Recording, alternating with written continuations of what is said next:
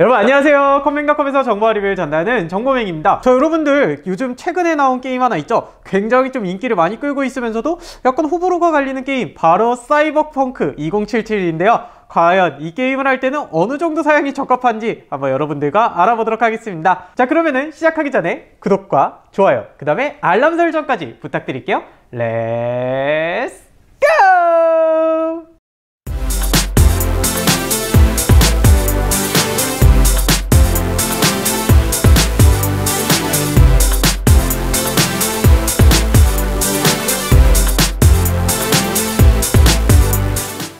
자, 여러분들 이렇게 사이버펑크 2077 굉장히 오랫동안 여러 번 딜레이가 되면서 기다리셨던 분들이 많을 것 같습니다. 출시 전부터 굉장히 고사양이라는 게임으로 유명했죠. 그래서 오늘은 이 게임을 즐기기 위해서는 어느 정도 사양이 좀 필요할지 이런 부분들을 한번 얘기해 보도록 하겠습니다. 일단 사이버펑크 2077 자체 DLSS RTX를 지원하면서 그래픽카드 3000대 시리즈가 나왔음에도 불구하고 3080까지 요구하는 RTX 울트라 사양을 보여주면서 오, 진짜 고사양이다 이런 생각을 했거든요. 의외로 CPU는 조금 낮은 사양을 권장하긴 했는데 제가 직접 플레이를 해보니까 그래픽카드도 중요하지만 거기에 CPU 사양까지 굉장히 중요한 걸 볼 수가 있겠더라고요. 그래서 오늘 준비해본 사양은요, 인텔을 통해서 만나볼 수 있는 사이버펑크 2077을 위한 PC 세 종류 한번 준비해봤으니까요, 여러분들과 함께 만나보도록 하겠습니다. 자, 일단 사양 격차가 굉장히 큰 걸 볼 수 있어요. 로우로 되어 있을 때는 CPU도 굉장히 예전 걸 쓰셔도 되고 그래픽 메모리도 뭐 3기가 이렇게 나타나고 그 다음에 램도 8기가로서 플레이를 할 수 있는 걸 볼 수가 있는데,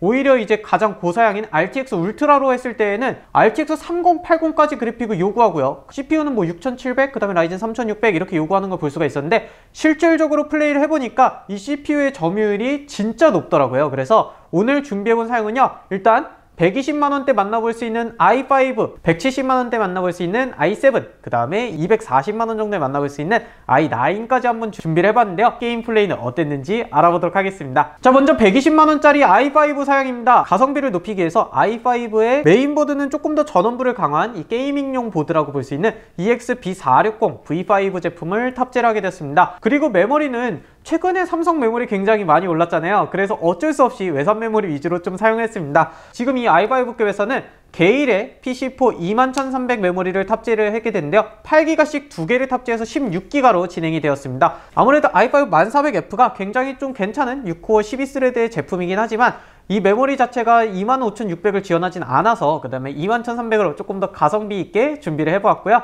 여기에 탑재될 그래픽은 저희가 RTX 3060 Ti로 조합을 해서 만나볼 수 있는 120만원 정도의 견적입니다. 저 이렇게 게임을 플레이했을 때에는요, RTX 중간 정도 놓고 플레이를 했거든요. 굉장히 맵이 넓고 이런 디테일한 부분 때문에 그런지 50에서 60프레임 정도 중업에서 나타나는 걸 볼 수가 있었습니다.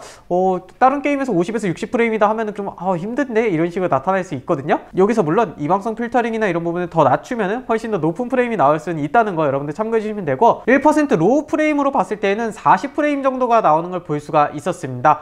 일단 CPU 자체가 6코어 12스레드 전체가 80에서 90% 정도까지 사용량을 보여주고 4.1기가 정도에 달하는 올코어 터보를 보여주는 걸 알 수가 있었는데요, CPU에 대한 사용량, 점유율이 굉장히 높기 때문에 CPU 위주로 좀 돌아가는 게임이다 이렇게 볼 수가 있었습니다. RTX 중간 옵션으로 나서 그런지 그래픽카드 부분은 70%에서 80% 정도를 사용하는 걸 알 수가 있었는데요, 여기서 높은 옵션으로 올렸을 때는 아무래도 더 높은 그래픽 사용량을 나타낼 거라고 여러분들 생각해 주시면 될 것 같네요. 자, 그렇다면 i7 사양은 어떻게 구성되었을까요? i7 1700K에 Z490 보급형 보드를 탑재를 하고요, 메모리는 Gskill의 PC4 25600 메모리를 탑재를 하고 진행했습니다. SSD는 저희가 마이크론의 P5라는 NVMe SSD를 장착하게 되었습니다. 읽기 속도가 무려 3400MB/s, 쓰기 속도가 3000MB/s를 보여주는 굉장히 좀 괜찮은 제품이다 생각이 들어가지고 가지고 나오게 되는데요, 여기에 저희가 구하기 힘든 요 ASUS의 RTX 3070으로 탑재를 해서 프레임을 보게 되면요, 일단 RTX 울트라 옵션 기준으로 봤을 때 60에서 70프레임 정도가 나오는 걸 볼 수가 있습니다. 기존의 i5의 3060 Ti 조합보다는 약 10프레임에서 15프레임 정도 높은 모습을 볼 수가 있었고요, 1% 로우 프레임 같은 경우에는 40프레임 정도를 보여주는 걸 알 수가 있었습니다. CPU는 여전히 70에서 80% 정도 사용하는 걸 볼 수가 있었는데요, RTX 옵션을 끈 울트라 옵션에서는 80에서 90프레임 정도를 보여주고 1% 로우 프레임 또한 5프레임 정도 올라간 45에서 50프레임 정도를 보여주는 걸 알 수가 있었습니다. 확실히 RTX, 그 다음에 DLSS 이 부분이 꺼졌을 때 프레임이 확 올라가는 걸 볼 수가 있었는데요. 그러면은 과연 최고 사양일 때는 어떤지 한번 알아보도록 하겠습니다. 자, 그렇다면 i9급의 사양은 어떻게 구성이 되었을까요? 일단 여기 보셔서 눈치를 딱 채셨을 것 같은데 i9급 사양은요, i9 10850K에 저희가 트릭스 Z490H 모델의 메인보드를 탑재해서 넉넉한 전원 공간을 확보했을 뿐만 아니라 어느 정도의 오버클럭킹을 생각해 볼 수 있겠다, 이렇게 준비를 해보았습니다. 일단 제품 디자인 자체가 너무 마음에 들고요. 저희가 튜닝램을 탑재했을 때도 훨씬 더 화려한 이런 효과가 있더라고요. 자, 여기에 탑재된 메모리는요, 기본적으로 i7, i9급은 25600을 지원하기 때문에 저희가 이 부분을 가지고 한번 탑재를 해보았고요. 여기에 탑재될 SSD는 아까 말씀드렸던 마이크론 크루셜의 P5 NVMe 그대로 탑재가 된 걸 볼 수가 있습니다. 자, 그리고 가장 중요한 부분은 어떤 거겠죠? 그래픽카드죠. 그래픽카드 정말 구하기 힘든 ASUS의 터프 RTX 3080으로 탑재를 해서 진행해 보도록 하겠습니다.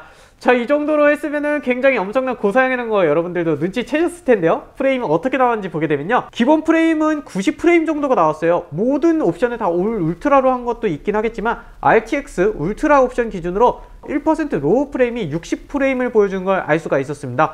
이 정도면 프레임이 높진 않은데 이런 생각이 들었거든요. FHD인데도 이 정도 프레임이었고, 무려 CPU 사용량이 10코어 20스레드를 다 사용하는 이 i9 1850K인데도 불구하고 사용량이 70에서 80%를 보여주면서 정말 CPU 많이 쓰는구나, 그래픽카드도 90에서 95%, 97% 계속 이 정도의 퍼센트를 유지하는 걸 보면서 그래픽 또한 엄청나게 쓰는구나, 이런 부분 또한 알 수가 있었습니다. 자, 거기에 이 제품은 여러분들이 발열이 많다고 생각하는 만큼 저희가 오늘 테스트는 보급형 2열 순행으로 한번 탑재를 해서 어느 정도 온도까지 올라갈까, 이런 부분을 가지고 한번 진행해 봤는데, 실질적으로 저희가 판매되는 제품에는 3열 순행으로 탑재가 되었고, 또한 업그레이드가 여러분들 선택이 가능하니까 그것도 참고로 해주시고 진행하시면 될 것 같네요. 자, 오늘 이렇게 여러분들과 함께 굉장히 고사양 게임이죠. 사이버펑크 2077에 맞는 사양 120만원, 170만원, 그 다음에 240만원까지 해가지고 어느 정도 금액을 줘야 어느 정도 프레임을 또 뽑아낼 수 있을까, 이렇게 만나보았는데요. 어떠셨나요? 이 제품을 만나보았을 때 확실히 고사양 게임이라고 괜히 얘기한 게 아니다, 이런 생각이 들지 않으셨나요?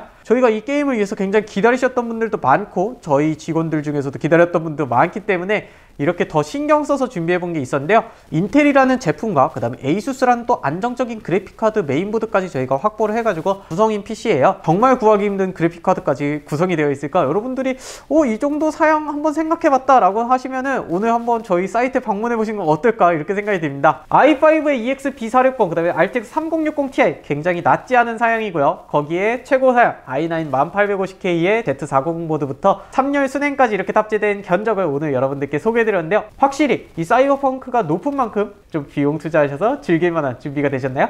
자, 다음번에는 저희가 과연 또 낮은 사용을 했을 때 어느 정도까지 나오나, 이런 부분들까지 한번 진행해 보려고 합니다. 오늘 만나본 제품이 궁금하시다면요, 아래 상세 정보 보기를 통해서 만나보시면 될 것 같고요. 혹시라도 궁금하신 부분, 또 이런 부분 테스트 요청하신다면요, 아래 리플로 남겨주시면 감사하겠습니다. 마지막으로 구독과 좋아요 부탁드리면서 저는 또 다음번에 여러분들께 좋은 영상으로 찾아오도록 하겠습니다. 여러분 안녕. RTX DLS를 DLS 자, 거기에 이